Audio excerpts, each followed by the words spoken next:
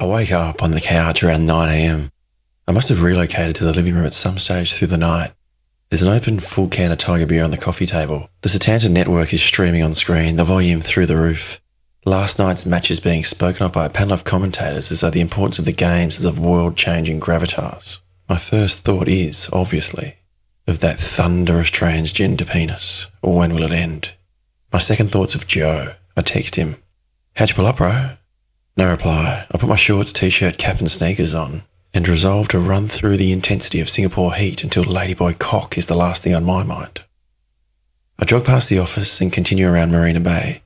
Alcohol flows from my pores, my lungs are burning, the thudding of my shoes on the scorched concrete surface is matched by the pressure of my pulse beating through my temples against the sweat-laced brim of my New York Yankees baseball cap. A fellow retard, oblivious to the equatorial location, is running with spring and vigour in the opposite direction, dressed in full corporate triathlete regalia. He gives me a nod and a smile as he passes by. I want to punch the prick right between the eyes and force him to eat his step-counting heart rate monitoring watch, but he's already too far gone. I battle on through overtired delirium. The image of feminine thighs, skirt around the waist, a monstrous oriental dick being flung around like a lasso, ready to ensnare innocent victims into a world of gender ambiguity and crippling sexual self-doubt, continues to plague me. I start to sprint. A large group of Chinese tourists clamour at the entrance to Gardens by the Bay, each of them eager to get the same worthless photo of Marina Bay Sands. Here's an idea. How about one of you takes the fucking shithouse photo and the rest of you get out of the way? I run full pelt through the congregation of spitters screaming, "Fuck off!" as I almost knock one of the oldest and most frail to her death. I continue sprinting another kilometre to the distant end of the gardens and collapse on a patch of sweltering, prickly grass, roll to my side and vomit. I lay on my side for at least half an hour. Hungry flies have hit the jackpot, dining out on the thrown-up smorgasbord seeping into the lawn. Thoughtful parents lead their children in polite detours around my sprawled body on their morning walks through the park.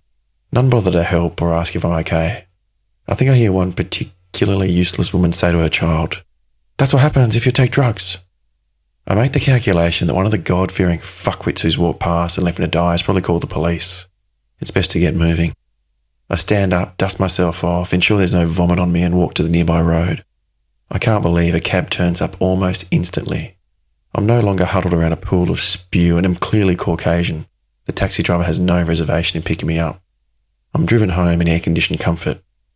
So what? I saw a ladyboy's cock. Big deal. The run has achieved its desired effect. I'm ready to get back to doing what I set out to do over a year ago. Make big money. Nothing more, nothing less. There's a reply text waiting for me from Joe at home. "Cheers for an awesome night, mate. Let's do it again sometime soon." It's unclear whether or not his awesome night included continuing on to full fourth-base disclosure with Club Romeo's well-endowed, preeminent, self-taught hand-jerker. I jump in the shower, freshen up and take a seat back on the couch. I let Setanta play on mute. No point listening to the commentary. And read through all the market analysis articles I've accumulated over the past week with a can of Tiger to liven all up and a Super Dad-inspired playlist with a hefty dose of Lou Reed and Leonard Cohen buzzing from my laptop. 3 hours pass. I highlight all the info I deem relevant to imminent market price movements and whatever technical words or concepts I need to chase up in order to better understand what the hell it is I'm paid so much to do. Thankfully, not everyone else at Scion is a qualified physiotherapist. Some of them have actually worked in refineries or at least studied chemistry. These guys are well worth sounding out for sage wisdom about important refinery economics concerns. I look over the notes and rest back on the couch to finish off my second beer as the phone rings. "Joel, what's up?" "I need you to come with me to Seoul for a meeting." "Yeah? What time?" "Be at Changi tonight by 10 p.m. Call me when you get there and we'll check in together. Pack your jammies if you like. We'll land in Korea first thing tomorrow and I have meetings with some clients. I don't want you to say anything, but I can't turn up alone. That'll look ridiculous." "Suits me. We'll be back by tomorrow night." "Cool. See you tonight then." I connect the BlackBerry to the charger, read back once more over the notes highlighted this afternoon, scan through the entirety of Morgan Downey's Oil 101, scoff some leftover pizza from Friday night and make sure my passport is included in my travelling bag before I pinch myself and hop a cab to the airport. My knowledge of South Korea is fairly limited. I associate the name Seoul with images of Ben Johnson ruining his career while enlightening the planet to just how fast a man can run when ably assisted by steroid abuse. I also have good memories of watching the Red Army of South Korean soccer supporters, entire stadiums filled with red jerseys, Men, women and children cheered on their country so passionately as they completely outplayed Spain, Italy and Portugal in the 2002 World Cup, giving the limp-wristed Fabios of Southern Europe a thorough touch-up on their way to the semi-finals. There's not much else in my knowledge bank about this part of the world. Did you know South Korea has the highest proportion of plastic surgery in the world? No, I was not aware of that. Yep, fact, look around. Good luck spotting some A-cups, thin lips or wrinkles around here. Joel and I are sitting in a restaurant having breakfast. We're in the central business district of Seoul, I suppose. The cardinal signs of capitalism prevail. Skyscrapers, smog, beeping horns, depressed suit wearers with grim faces and polished shoes, mustering up the resilience to spend yet another day in a cubicle. It would appear Joel has been here many times before. He speaks flawless Korean with the waiter. Laid out on the table are noodles, soups, vegetables, whole fish, some sort of multi-layered legume lasagna. Who knows? It all tastes pretty good. My first ever job was a kitchen hand, and all I can think is thank fuck I didn't work here. It's only Joel and I eating, and there are over 20 ceramic items on the table. Culinary delights care precious little for the dish pig. Do you know anything about the Korean War? No. Good, me neither. Don't bring it up in the meeting. Yeah, righto. Now, don't look straight away, but see that man standing over there on the far street corner? I wait a few minutes, bend down to pull up my socks and look through the window and across the street as I hunch over my chair. A middle-aged Korean man in a navy pinstripe suit stands alone on the street corner, staring at his phone. A couple of metres to the right, a street vendor is selling all manner of nondescript food. I do recognise some corn cobs amongst the shelving displays of probable dog mints and tiger testicles. The fella in the navy suit? Yep, him. What about him?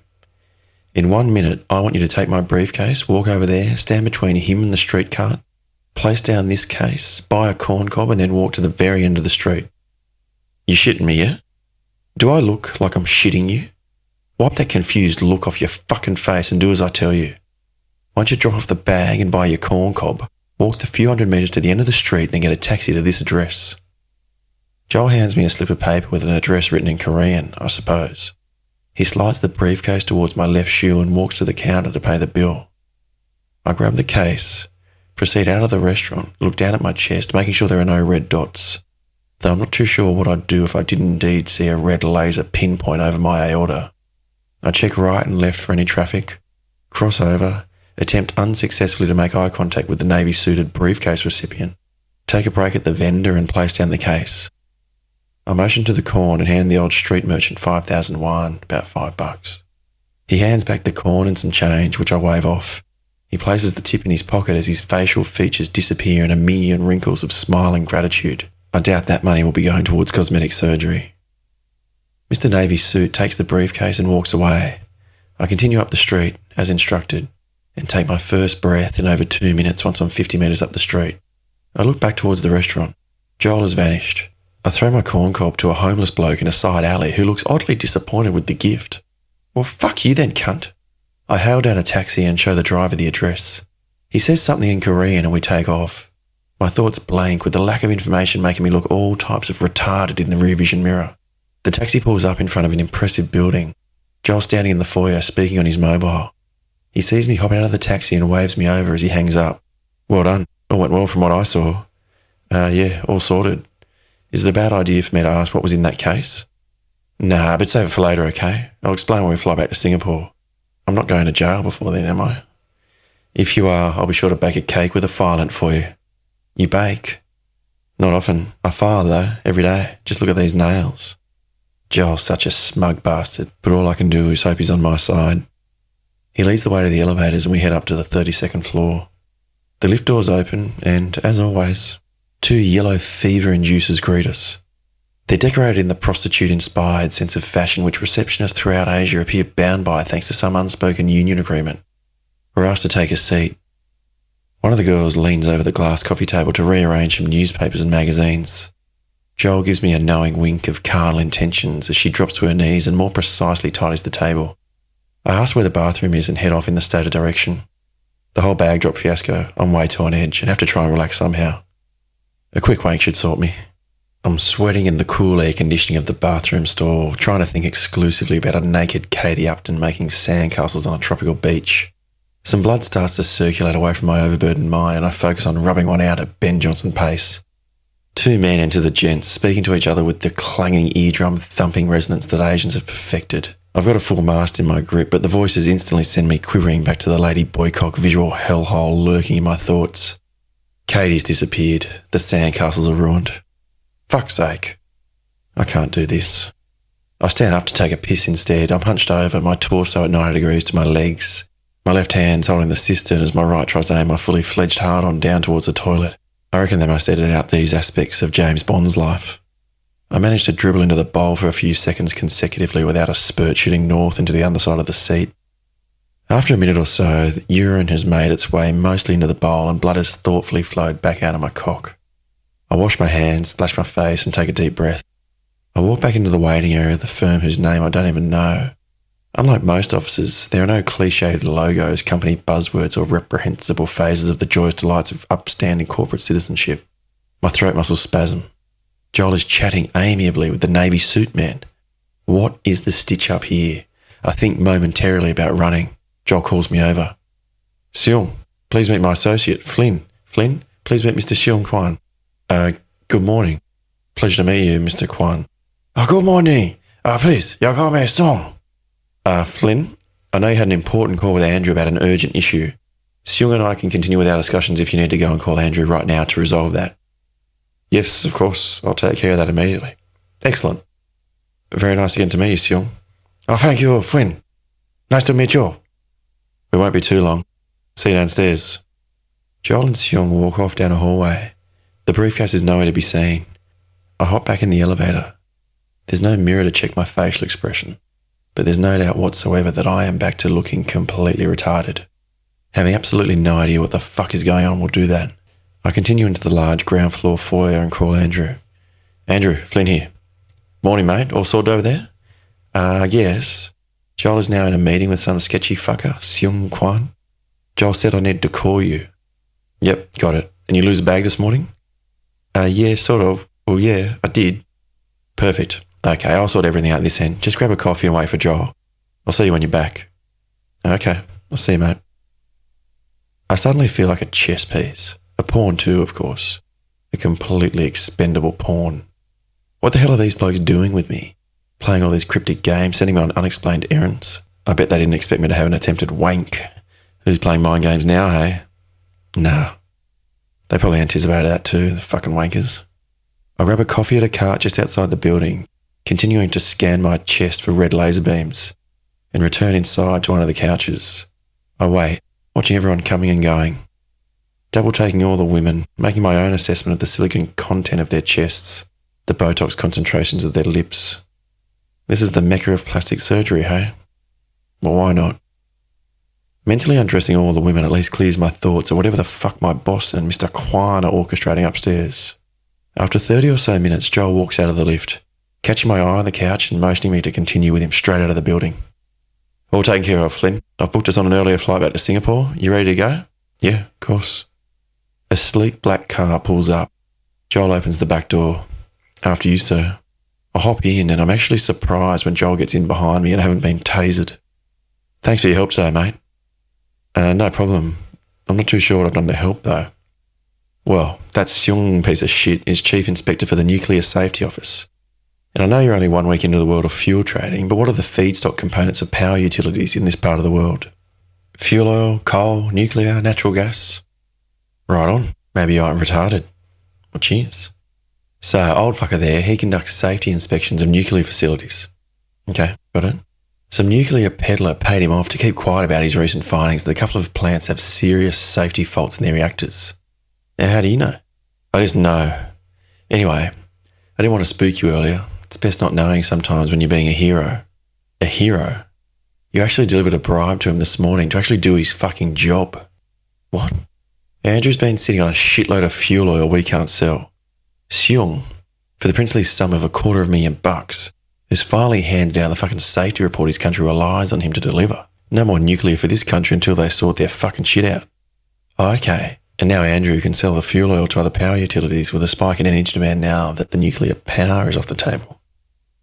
You see, Flynn, when I explain everything to you, you can regurgitate that info as though you really know what you're talking about. I'm so proud of you. Has Andrew sold the barrels then? Yeah, check your emails. Seung put the news release out half an hour ago when I told you to politely go and fuck off, and Andrew locked in his trades. Problem solved. Let's fuck off out of here. Why did you need me to drop off the bag? You could have just given it straight to Seung. Flynn. You just don't get it, do you? You didn't flinch. You took the bag, you kept your cool. It was awesome. I know you trust me now. You're smart. I'm sure you don't do exactly what anyone tells you, but you're smart enough to do exactly what I fucking tell you. Good man. You keep doing just that, and rest assured, you'll be one of the lucky few on earth to be blessed with more money than you know what to do with. We continue in the steady stream of air-conditioned comfort and the swanky black leather of the car's cushioned seating to the airport, then carry on in the lush brown leather of Singapore Airlines business class cushioning with ever more aircon, all the way to our zero-latitude homes away from home.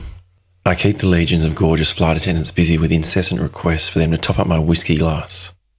I down the drinks with the unwavering resolve of a man coming to grips with now residing well and truly in another man's pocket. Paul throws a tennis ball at my head. Good shot.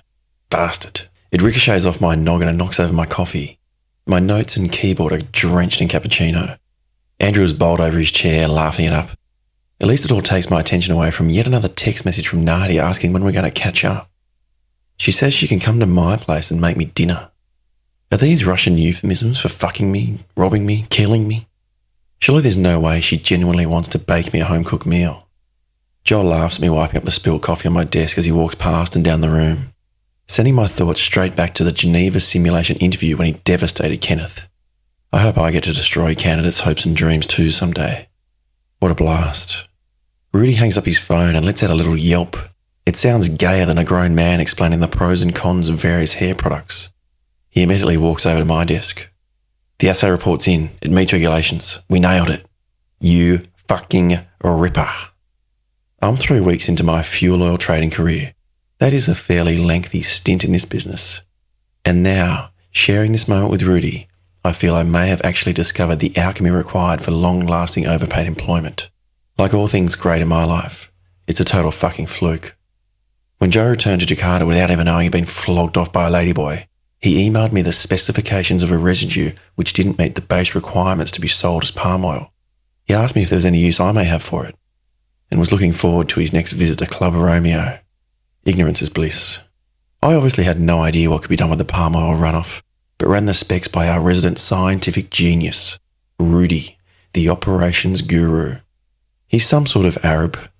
I've never delved too far into it to find an accurate answer as to his specific heritage. When he speaks on the phone with his family back in some Middle East cave, it sounds like he's about to cough up a lung. Whenever the news headlines spray the usual propaganda about terrorist masterminds hell-bent on eradicating infidels, there's usually a Rudy look-alike on the screen shooting a machine gun to the sky from the dusty comfort of the Star Wars film set. The core of Rudy's lifetime in oil operations is centred on creating a blender. Not the sort scorned wives threaten to throw unfaithful husbands' dicks in, but a blender in which you can place any combination and permutation of individual oil blend stocks and get a readout of the end product you'll create when you mix each component in our storage tanks.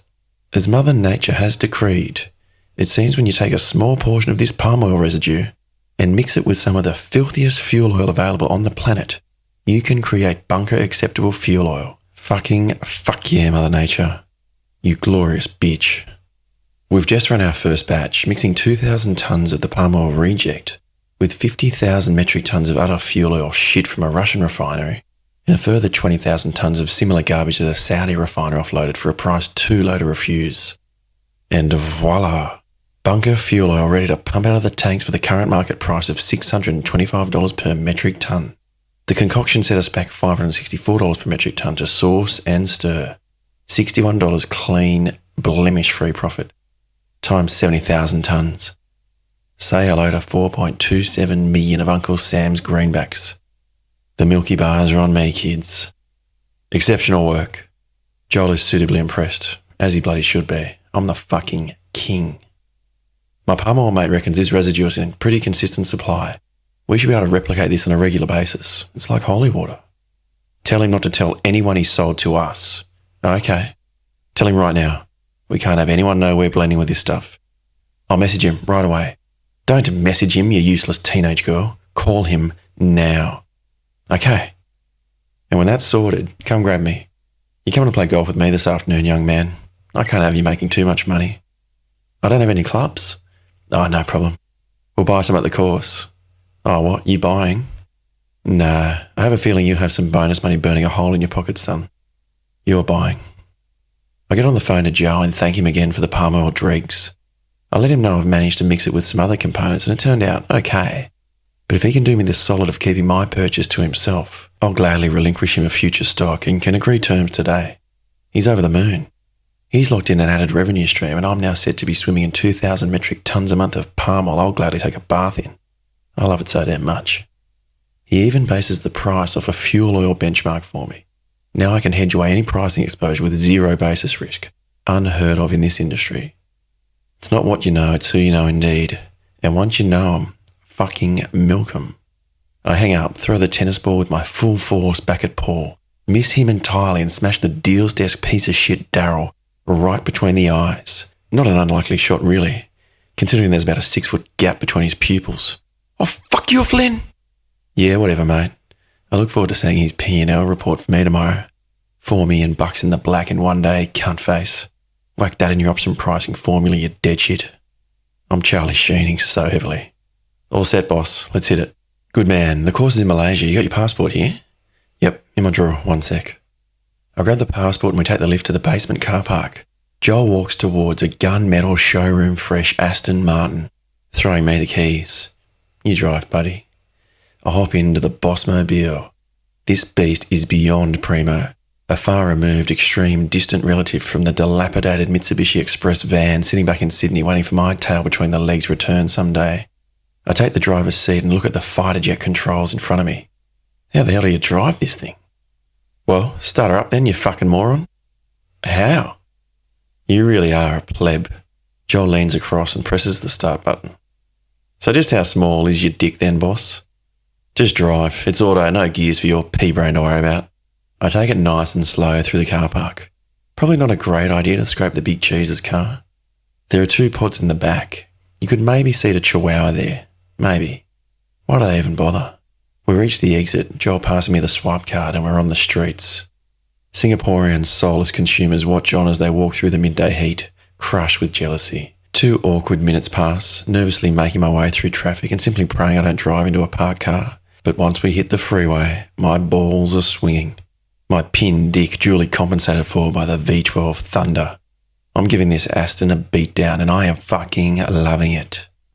I know I talk a lot of shit, but well done with this new blend stock. I mean, really well done.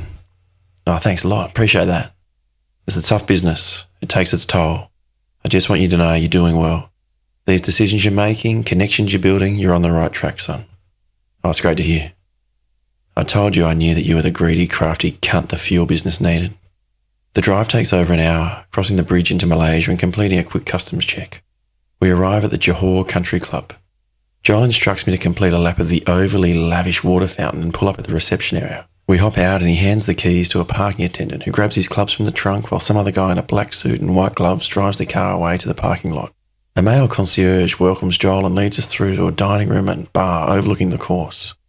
2 men, each with powerful beer bellies, jowl-laden jawlines and bottles of Heineken are standing at the end of the bar, smiling at Joel and I as we head their way. Afternoon, gents. Great to see you again. Joel and the men shake hands. Please meet my new fuel trader, Flynn James. Flynn, nice to meet you. I'm Leonard. He's the more rotund of the 2, a signet ring adorning his Frankfurt sausage pinky and a strong regal voice to match his imperially blood vessel damaged skin. Hi, Flynn. I'm Charles. Less plump, though the theory of relativity is a wonderful thing for a moderately fat man next to a modestly obese one. Oh, great to meet you both. Haven't played golf in a long time. I hope you're ready to win. Already foxing, hey? Well, we'll wait until the second tee off before I start gambling too heavily on how bad you are. No foxing. I'm horrific. Flynn, Leonard is Powercom's head of Far East fuel trading. That I am. Joel tells me you're working with Andrew now, trying to iron out all of Bing's fuck-ups. Yes, indeed. I never properly met Bing, but for my sins, that's what I'm doing now. Working with Andrew to iron out all those creases. We're making progress. Oh, that is good to hear. I'm sure you've got your work cut out for you. And Charles is their Gulf Coast fuel trader, based in the Houston office. Oh, excellent. How long in this part of the world for? Just this week, head on tomorrow. Okay, gentlemen, if you'll excuse us, we'll get ready and see you on the first tee-off in 20 minutes. Joel shows me to the pro shop and takes great pleasure in forcing me to purchase golf attire that was surely salvaged from Payne Stewart's plane wreckage. I look flamboyantly gay and am putting the rage in a raging homosexual. He then asks the pro to hook me up with the latest Callaway set of clubs. The bonus I'm yet to be paid will barely cover this one afternoon of golf. The bill comes close to 5,000 Singapore dollars for some clubs which have more advanced technology than most satellites, and a set of clothes in which even George Michael would blush. Oh, fuck it. Let's play. Joel takes my work clothes with him and heads to the change rooms, reappearing a few minutes later in perfectly acceptable golfing attire. We head to the first tee. The pro says the new clubs will be brought to the first tee off by our caddies. Our caddies? Joel jumps in a cart and tells me to hop in. He floors it to the opening hole. Charles and Leonard are twisting their portly physiques through some sort of feeble warm-up attempt as we pull up. We join them at the tee-off and look back at the path with our mouths on the turf. 2 more golf carts comprising 4 Malay girls head our way. Our clubs are on the back of their carts while their schoolgirl smiles beam out from beneath Nike visors. Our caddies. They park at the tee-off and each walk to their assigned player. Luckily, my almost criminally homosexual outfit inspires the most striking of the foursome to head my way. Each girl is sporting a pink cheerleader skirt, white sleeveless top and thigh-high plaid socks. My temperature soars with an almost immediate dose of fatal yellow fever. My caddie's name is Carmen. Of course it is. You get off first, Flynn. Righto. I conceal my boner under my belt and step forward. Carmen hands me the biggest of big berthas and gives me a quick neck and shoulder massage before placing my ball on a tee with an added degree of bent-over verve in the process. This is exceptional. I line up the shot, taking a slow backswing and then belting the fuck out of the pure white Titleist. Whack! I well and truly thumped the first shot straight down the middle of a par 4. It's shimmering in the middle of the fairway. Carmen's ecstatic, clapping her hands together and squealing in delight. She takes the club back, places it in my new bag and hands me an ice-cold Heineken before continuing to massage my shoulders. This is next level. I take a healthy sip and watch the others take their shots. Charles and Joel hit respectable drives, no match for my wonder shot though. Leonard shanks one deep into the woods. We jet off in the carts, now paired out in boy-girl duos. Carmen speaks very little but giggles non-stop. I let her take the wheel. She seems to think this is amazing.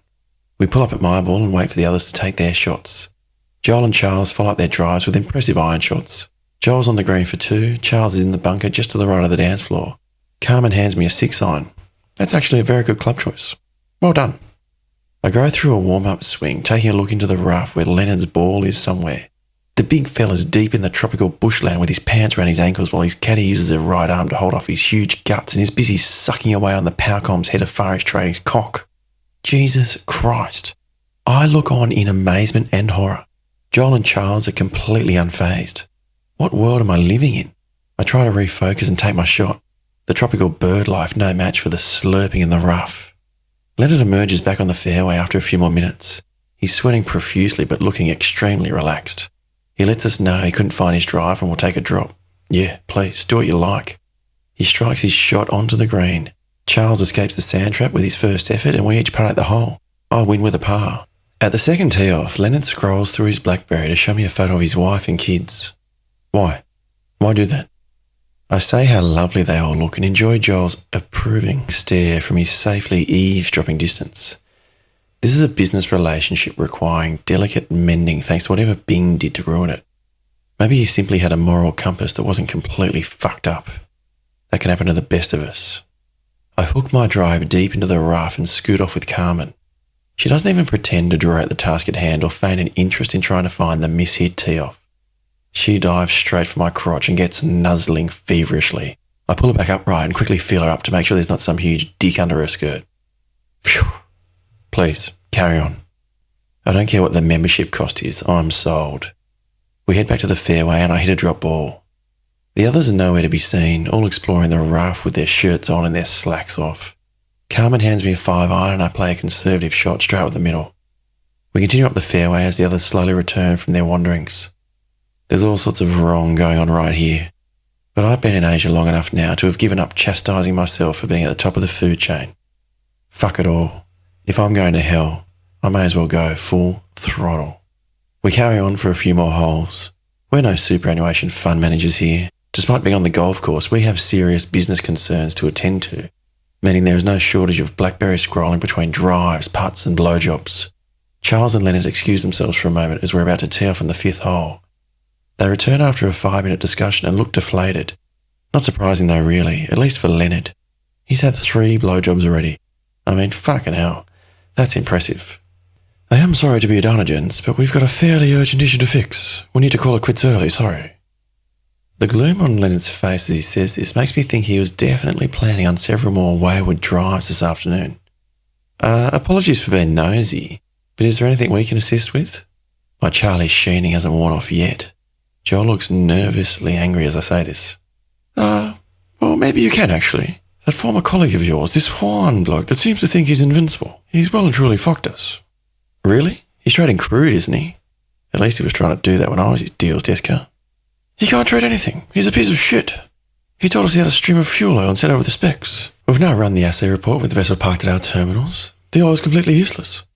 How the fuck he has a job in this industry is beyond me. Yeah, no one knows, but depending on how much you need, maybe I can help you out. I'm assuming you've got some Singaporean bunker buyers screaming at you for deliveries.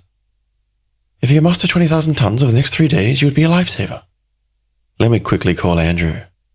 I walk away from the tee-off. Carmen follows close behind.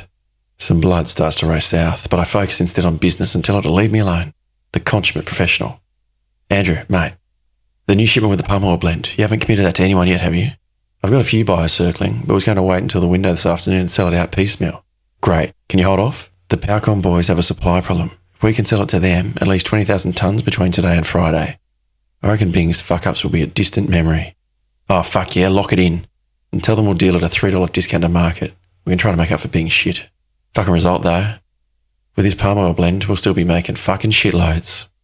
Perfect, mate. Let me lock it in. I'll call you back in 5. I return to the 5th tee. The girls look so bored. Maybe they do sincerely love sucking sweaty Anglo dick. Women, who knows what they want? 20,000 tonnes? No problem. We'll give you a $3 discount to market too, eh? It's the least we can do. You are a lifesaver! No problem. Please. Hopefully the big nightmares will be somewhere close to buried soon. Of course. Joel, how'd you find this young man? Keep an eye on him. You'll be getting money thrown at him left, right and centre. From me at the very least. I message Andrew to lock in the trade and step forward to smash my drive down the middle. Carmen hands me a fresh Heineken, ice cold, tasty goodness. The others hit errant tee shots into no man's land, better known in Malaysia as gobstops. Joel's caddy hands him a Heineken as he walks back from his tee shot. He takes a seat on the cart next to me. Your bonus has just doubled now thanks to that quick thinking. Excellent work. Joel kicks off the weekly trader meeting.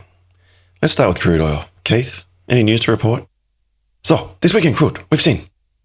I'm already nodding off as Keith Wang launches into some inane market commentary. I'm filling in the blah blah blahs in my own head rather than bothering to contaminate my thoughts with any of Keith's talk. Every Tuesday morning, Joel leads the traders through our weekly meeting, the Tuesday Trader Meeting, a completely pointless exercise. The well-intentioned genesis for the gathering is obviously a sharing of ideas so that the collection of Scion Singapore traders spanning the full barrel of oil products can band together to generate the most astute possible trading initiatives. We'll all bask in the glow of shared success and coalesced wisdom. There's one glaring fault with that plan. People, on the whole, are selfish, thieving, two-faced, backstabbing cunts. And that's normal people, let alone the money-obsessed, wholly immoral hyperachievers in this room. We're all paid the big bucks to be smart here, to make shrewd trading decisions and avoid the inevitable pitfalls of believing the typical bullshit each day is filled with when you're forever bombarded with misinformation overload. Lesson number 1. Once you do manage to have a half-decent trading idea, the rarest of commodities in the commodities trading business, whatever the fuck you do not tell anyone. Only once the trade is sealed and the profit is locked in, then and only then, is it prudent to enlighten others as to what you are thinking. Even then, there's no real upside in sharing your thoughts, but inviting others into your thought process at any earlier stage is immensely flawed. Unfortunately, trades will always have to be run past the big boss before the trigger can be ultimately pulled, so you do have to explain your trading logic to at least one person, the big cheese. Luckily though, he's a manager, not a trader. He can't easily steal your idea and get in first. I've let Joel know my thoughts as to the idea thieving ways of all the traders in the room. He's happy for me to say whatever the hell I want in these meetings, as long as I fill up a few minutes of everyone's precious time with something reasonably meaningful about the fuel oil world and don't say anything too ridiculous. That seems a fair deal. Andrew takes care of it all anyway. He's one of those people rather enthralled with the sound of his own voice. Keith is a phenomenally intelligent, albeit autistic, trading mastermind. I'm sure he's clued on to the would-be intellectual property thieves in this room and fills his dialogue with misleading non-pearls of insight. He's 10 million in the black for the year, so unless he's as fluky a prick as me, he must be doing something right. He stops talking and Pranav takes over, impressing no one with technical jargon and biblical references in his wrap-up of all things NAFTA. His P&L is 12 million in the wrong direction, so he feels the need to make particularly employment-saving statements as to the current chaos in the market as his discussion meanders on. The Indian once-upon-a-time whiz-kid concludes his worthless drivel by introducing his new sidekick, Mr. Nakahiro Takasan, another fucking NAFTA trader. He has been poached from some Japanese refiner, no doubt for some ludicrous sign-on bonus. He spits and stutters his way through a lengthy opening monologue. The words are apparently English. The meeting room's air conditioning is robust, but Nakahiro's woolen scarf and double-breasted suit do little more than ensure we all wish his grandfather could have been considerate enough to kamikaze into Pearl Harbor before impregnating Mr. Takasan's grandmother. I mean, seriously, someone shut this bloke up. Next, it's time for the fuel oil summary. Andrew handles this, informing the room of trends in Chinese teapot refineries switching from crude to fuel oil feedstock. Debatable. Russian refinery turnarounds affecting European premiums. Common knowledge to everyone. And ongoing civil unrest in Libya wreaking havoc on oil shipments through the Suez. A more obvious statement has never been uttered to a collection of oil traders. Great speech. I don't say a word and pray no one asks me a question. I'm late for a coffee date with Nadia. I suppose you could say she's my girlfriend. She eventually did come round to my house, cooked an inedible Russian dish and then fucked my brains out. I'm no foodie and she seems enamoured with my puny Aussie dick. A match made in heaven. 4 months into my trading career and I'm up 20 million big ones. Yeah, people. That's how it's fucking done. Everyone in this room, myself included, thinks I'm a complete cunt. That's understandable. All these parasites have no idea how it is that I'm making so much damn money selling bunkers. Joel, Andrew and myself have stayed strong to the cause and kept our blending sources top secret. Rudy too. Everyone knows I'm up 20 million, but can't for the life of them figure out what the hell I'm up to. If any of them knew, they couldn't really steal the idea per se. But they're liable to go shooting their mouths off to other traders and brokers all over town, letting the cat out of the bag and bringing the show to an end for my dizzying profits. I never utter a word at these meetings. If Andrew's travelling on business or away on holidays, I simply don't turn up. Staying at my desk and pretending I'm insanely busy while the other troopers amble past to waste the next half hour of their lives. All my communications from my desk are via emails and messenger chat rooms. I never speak a word of trading significance in the office. It's the smartest thing I've ever done. I just keep my head down, mouth shut, and watch on each month as I book another bumper profit thanks to the palm oil manna.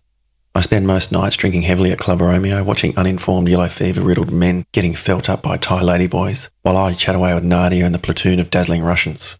It's the best entertainment in Singapore. The meeting concludes with Paul's recount of the week in derivative markets.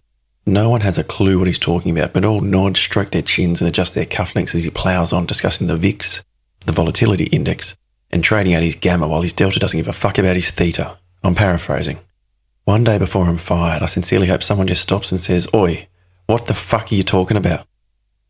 Joel calls the meeting to a close and we continue back to our desks. Darryl watches me with total contempt as I joke around with Joel, trying to trip him over. I stop at Darryl's desk and place down my apple juice popper. "Put that in the bin, mate. I'm too busy making money." I proceed down the room and take my seat, firing up the latest screen edition. I've got 6 now. I could honestly do the job from my BlackBerry, I reckon. But that's not the point, is it? The newest screen edition is a live feed to all the offices in the Scion network. Shanghai, Beijing, Moscow, Cape Town, Athens, Geneva, Houston, Panama. Every office is now blessed with my hideous face on the screen of any trader who has similar access to excess technology and is part of the Fuel Trader chat room. It's 11 a.m. in Singapore, the same in Beijing. And our Chinese fuel expert, Cheng Bo, is in the communist capital. I have no questions for him, but he doesn't know how to mute his speaker, so I can crank the screen to full volume and fill the Singapore office with all the nigger soundbites of the Beijing rabble. It actually means this, but such knowledge eludes the new recruit from Mozambique who sits across from me. Mr. Mozambique is fuming, forced to listen to the mundane Mandarin conversations going on 1,000 miles away. I'm going straight to hell, that's fine. Mr. Mozambique will be happy. I enjoy my African colleagues' death stares and focus on the new hobby I've taken to over the past few weeks. Writing letters. Not emails or text messages or WhatsApps, no. Letters. I scope people's names and addresses from Google and write them very thoughtful and articulate letters. Stories of love and woe, betrayal and triumph, cryptic anecdotes, nonsensical poetry, dinner recipes. I write all sorts of trollop and I'm always sure to add in something spicy. I slept with the boss. Or stole money from the fund. I then seal it, stamp it and send it off. I make sure to put a return address on the back of the envelope. Darrell's. I put the finishing touches to my latest letter. By the time this reaches you, I fear it will be too late. My love for you knows no bounds. Even the frontiers of your bitter cold heart will perish at the tender crush of my lips. Yours, always, Darrell. I really have lost my mind. I take off for the door to post the letter and grab a coffee with Nadia, wondering what shade of figure-clamping leopard print she'll be wearing today.